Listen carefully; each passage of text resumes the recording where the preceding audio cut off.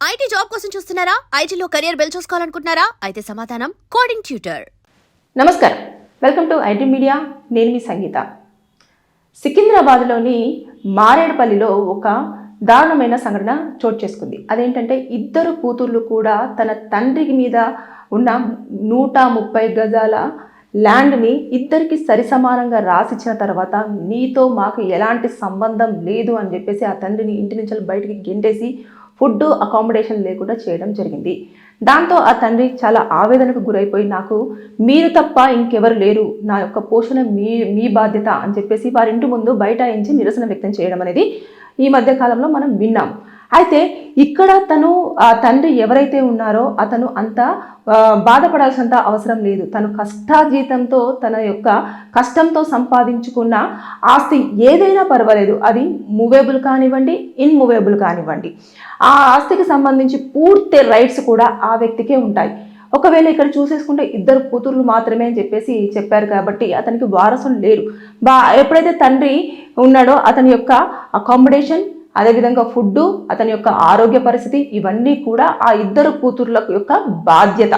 వాళ్ళు కనుక పండించుకోలేదా, ఏదైతే ఈ 130 గజాల ల్యాండ్ను రాసి ఇచ్చాడు కదా ఇద్దరికి సరిసమానంగా, అది మళ్ళీ తిరిగి పొందేంత రైట్స్ ఆ వ్యక్తికి ఉన్నాయి.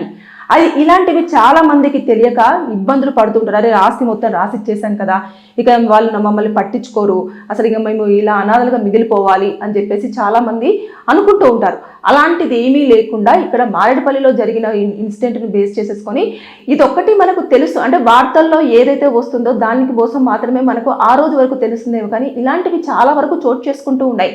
వారికి తెలియకుండానే కాసేపు ప్రేమ చూపించేసి ఈ పేపర్ల మీద సంతకాలు పెట్టండి, లేదంటే వేలు ముద్రలు వెయ్యండి అని చెప్పేసి పాపం వారికి తెలియకుండానే వారి పేరు మీద ఉన్న ఆస్తులన్నీ కూడా తీసేసుకొని వారిని తీసుకెళ్ళి ఏదైతే ఓల్డ్ ఏజ్ హోమ్స్ ఉంటాయో దాంట్లో పడేయడం కానివ్వండి, లేదంటే తెలియని ప్లేసులలో బస్ స్టాపులలో కానివ్వండి, రైల్వే స్టేషన్స్లలో కానివ్వండి, లేదంటే ఏదో నిర్మానుషమైన ప్రాంతంలో వదిలేసి రావడం అనేది ఈ మధ్య కాలంలో ఎక్కువ చూస్తూ ఉన్నాము, వింటూ ఉన్నాము, మన కళ్ళకు కూడా కనబడుతూ ఉన్నాయి. ఎప్పుడైనా సరే తల్లిదండ్రుల విషయంలో వారికి యాక్ట్ ఉంటుంది, సీనియర్ సిటిజన్షిప్ యాక్ట్ అని చెప్పేసి ఒకటి ఉంటుంది. దాంట్లో చాలా వరకు వారికి కనుక ఎలాంటి రైట్స్ ఉన్నాయో తెలియక ఇలాంటి వాటికి పాల్పడుతూ ఉంటారు. కాకపోతే ఇక్కడ ఇంకొక మైనస్ ఏముంది అని అంటే, ఎవరైతే ఈ తల్లిదండ్రులు ఉంటారో వారు ఏం చేస్తారంటే పిల్లలు వారి పట్ల అమానుషంగా బిహేవ్ చేసినా సరే, అరే పిల్లలే కదా తెలియక చేస్తున్నారు, వారికి తెలిస్తే ఇలా ప్రవర్తించరు కదా వారి అని చెప్పేసి ఇంకా వారికి 20 సంవత్సరాల నుంచి 60 సంవత్సరాల వరకు వచ్చినా సరే వాళ్ళకి ఇంకా చిన్న పిల్లలుగానే కనిపిస్తూ ఉంటారు. వాళ్ళు చేసే తప్పుగానే చూస్తారు, అంతే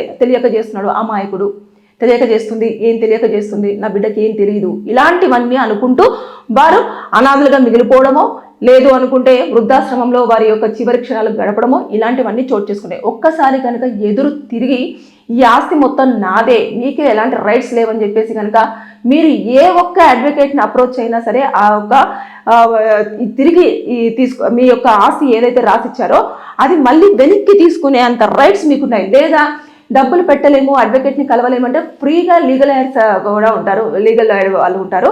అంటే అడ్వకేట్స్ మాకు వచ్చేసి వాళ్ళు ఏం చేస్తారు అంటే మీకు ఉచితంగానే న్యాయ సలహాలు ఇవ్వడం కానివ్వండి, మీ తరపున మీరు పోరాడడం కానివ్వండి, ఇలాంటివన్నీ చేస్తూ ఉంటారు, వాదించడం కానివ్వండి, ఇలాంటివి చేస్తారు. దానికోసం మీరు అక్కడ లోకల్లో ఉండే కోర్టు దగ్గరికి వెళ్ళేసి మేము ఇలా నష్టపోయామండి, మా పిల్లలు నన్ను ఇలా పట్టించుకోవట్లేదు, తిండి పెట్టట్లేదు, నన్ను ఒక వసతి కూడా ఇవ్వడం లేదు, నాకు బట్టలు కానివ్వండి, ఆరోగ్యం కూడా సరిగ్గా ఉండటం లేదు, ట్యాబ్లెట్ల విషయంలో కానివ్వండి, ఇలా జరుగుతుంది అని చెప్పేసి మీరు కనుక ఒక రాసి ఇచ్చారనుకోండి కంప్లైంట్ లాంటిది, వారు ఏం చేస్తారంటే దాన్ని తీసేసుకొని వారు మీ తరపున అడ్వకేట్గా నిలుచొని ఇక వారు మీ యొక్క వాదనలు వినిపించేసి కోర్టులో మీరు ఎంత ఆస్తి అయితే వారికి రాసి ఇచ్చారో అదంతా కూడా తిరిగి మళ్ళీ మీకు ఇప్పించే బాధ్యత వారు తీసుకుంటారు. దానికి ₹1 కూడా ఛార్జ్ చేసే ఛాన్సెసే ఉండవు. అంటే ఫ్రీగా అక్కడ అడ్వకేట్స్ అవైలబుల్లో ఉంటారు, మీరు వెళ్ళి దాన్ని అప్రోచ్ అవ్వచ్చు. లేదు అలా కాదు అనుకుంటే మీరే ప్రైవేట్గా వెళ్ళేసి కోర్టులో ఒక పిటిషన్ వేసుకోవచ్చు, అంతే. దానికి చాలా తక్కువ, కోర్టు ఫీజులు చాలా తక్కువగానే ఉంటాయి. వెళ్ళేసి మీరు కనుక అది ఫైల్ చేసుకున్నారని పిటిషన్ వేశారనుకోండి, ఖచ్చితంగా వారికి ఒక నోటీసు వెళ్తుంది. నోటీసు వెళ్ళిన తర్వాత ఆ నోటీస్కి వాళ్ళు ఖచ్చితంగా ఆన్సర్ చేయాలి. చెయ్యని పక్షంలో ఏదైతే ఆస్తి ఉంటుందో ఇమీడియట్గా ఇతని పేరు మీదకి షిఫ్ట్ చేసేసేయండి. ఇవన్నీ ఆధారాలన్నీ కూడా చూపించడం జరిగింది.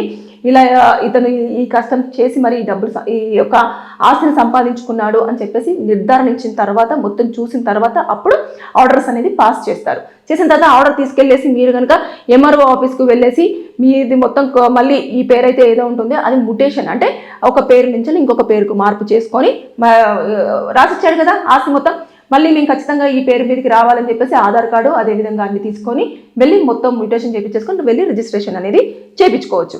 అంతేకాని భయపడాల్సినంత అవసరం లేదు, బాధపడాల్సినంత అవసరం లేదు. వారిని ఎవరైతే పిల్లలు మిమ్మల్ని ఇంట్లో నుంచి వృద్ధులను గంటి వేయడం చేస్తారో వారు మీకు ఏమేమి రైట్స్ ఉన్నాయో దాన్ని ఉపయోగించుకోవచ్చు.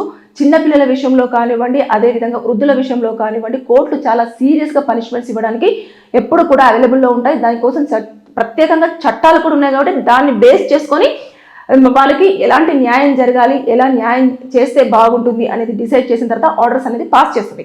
కాబట్టి ఇక్కడ ఎవరైతే ఉన్నారో వ్యక్తి మారేడుపల్లిలో జరిగిన ఇన్సిడెంట్ కూతుర్లు అప్పటి వరకు ప్రేమగా చూపించారు, అప్పటి వరకు లేని ప్రేమంతా చూపించారు. ఎందుకంటే అక్కడ తల్లి లేదు కాబట్టి తండ్రి ఒక్కడే ఉన్నాడు. వాళ్ళ యొక్క మొత్తం సెటిల్మెంట్ అంతా చేసేసి ఇంకా నేను ఫ్యూచర్లో ఏమైపోతానో ఉంటానో ఇంకా పిల్లల మీద రాసేస్తే అంతా బాగుంటుంది అని చెప్పేసి ఆలోచించి వారి యొక్క భవిష్యత్తు కోసం అని రాసిన దానికి నువ్వు ఎవరో ఇంకా అని చెప్పేసి బయటికి గెంటేయాల్సినంత రైట్స్ వాళ్ళకి లేవు.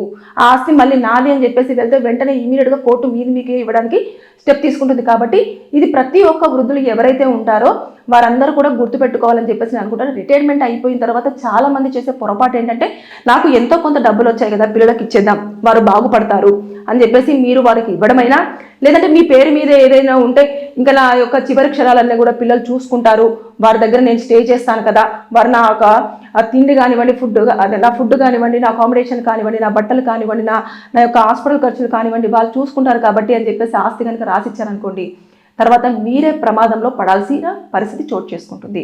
ఇవన్నీ చూస్తుంటే కూడా మీకు ఆల్రెడీ కళ్ళ ముందు కనిపిస్తున్నాయి. నా కొడుకు అలా చేయడు, కూతురు అలా చేయదు అంటే డబ్బు ఎవరినైనా ఎప్పుడైనా ఏ క్షణంలోనైనా మార్చే అంత పవర్ఫుల్ది మనీ మాత్రమే. అది ఎప్పుడు ఎవరిని ఎట్లా మారుస్తుందో ఎవరికి తెలియదు. కాబట్టి మీ జాగ్రత్తలో మీరు ఉండండి. మీ పేరు మీద ఏది ఉన్నప్పుడైనా సరే దానిని రిటైర్మెంట్ తర్వాత మీరు ఎన్ని రోజులు జీవించి ఉంటారో అన్ని రోజుల వరకు మీరే అనుభవించండి. దాని తర్వాత ఎప్పుడైతే మీరు కాలం చేస్తారో దాని తర్వాత అప్పుడు మీరు మీ యొక్క వారసులకు తదనంతరము అని చెప్పేసి ఒక వీలునామా రాసి పెట్టండి. అప్పుడు వారు దాన్ని తీసుకోవడం జరుగుతుంది. కానీ మీరు బ్రతికుండగానే ఆస్తి ఇచ్చారా, మీ దగ్గర నుంచి ఉన్న డబ్బులు ఏమీ లేకుండా ఓన్లీ వారి మీద డిపెండ్ అవుదాం అనుకుంటే మాత్రం ఇలా రోడ్డు పాలు అయిపోయి లేదంటే వృద్ధాశ్రమంలోనే మీ జీవితం అంతా గడపాల్సిన పరిస్థితి చోటు చేసుకుంటుంది. ఇక్కడ వ్యక్తి చూశారు కదా, అతను అంతా బాగుంది అనుకున్నాడు కానీ తీరా చూస్తే మళ్ళీ రివర్స్ అయిపోయింది. పిల్లలను నిన్నటిదాకా బాగా చూసుకున్నారు, ఇప్పుడు నువ్వు ఎవరో బయటికి వెళ్ళిపోవని గెంటేశారు. ఇలాంటి సిచ్యువేషన్స్ ఎప్పుడు జరుగుతాయో, ఎవరికి జరుగుతాయో, ఎలా జరుగుతాయో కూడా మనం అంచనా వేయలేం. కాబట్టి జాగ్రత్తగా ఉండండి, బీ కేర్ఫుల్గా ఉండండి. మీ యొక్క ఆస్తిని మీ యొక్క తదనంతరం అనే దానిపైనే డిపెండ్ అయి ఉండండి. అంతే తప్పించి దాని మీదనే మీరు స్టాండ్ అయిపోయి ఉండండి తప్ప ముందుగానే ఇచ్చేస్తే పిల్లలు బాగుపడతారు, వారికి దేనికో ఒక దానికి పనికి వస్తుంది, సెటిల్ అయిపోతారు అంటే వాళ్ళు సెటిల్ అవుతారు కానీ మిమ్మల్ని బయటికి గెంటేస్తారు. అది గుర్తుపెట్టుకోండి. Thank you.